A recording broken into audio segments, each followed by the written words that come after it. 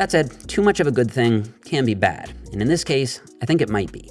Sam goes to failure a little too much for my taste. Like I said, Sam has done 460 sets so far this year, and 440 of them were all-out sets to failure. I do think most people would run into recovery issues with that much failure training. For me, only about 30% of my training is taken to failure. I usually do 3 sets per exercise, and I'll take the last set all the way to failure. On my first 2 sets, I leave 1 or 2 reps in the tank. Keep in mind, 1 or 2 reps in the tank is still very hard training. I see people leaving 10 plus reps in the tank all the time at my gym, even serious dedicated bodybuilders. But yeah, I think a combination of failure and non-failure training is smarter than just going to failure all the time. That way, you still regularly get to remind yourself what failure feels like, but you're not doing it so much that it hurts your recovery. But even though he does take it a bit too far in my opinion, I'm still counting Sam's high effort as a good thing because he seems to genuinely enjoy failure training. He does seem to be recovering from it for the most part, and even though he has had a few injuries, it's hard to say if that's due to failure training per se, or the super high loads that he's using,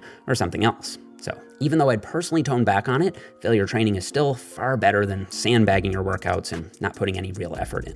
So given his preference for failure training and what seems to be adequate recovery, I'm gonna go ahead and give Sam an A grade on effort. The second good thing is that Sam uses smart rep ranges.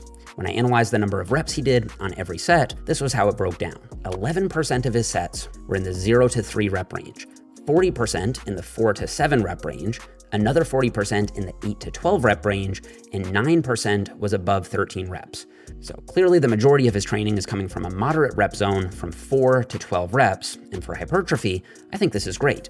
All rep ranges can, in theory, lead to similar muscle growth. However, doing too much high reps can be very exhausting, and doing too much low reps may give you unnecessary joint strain. I think I do a little more high rep work than Sam does, just because there are studies showing that using a variety of rep ranges is better than only doing 1 rep range. But overall, this is pretty bang on for someone whose main goal is muscle growth.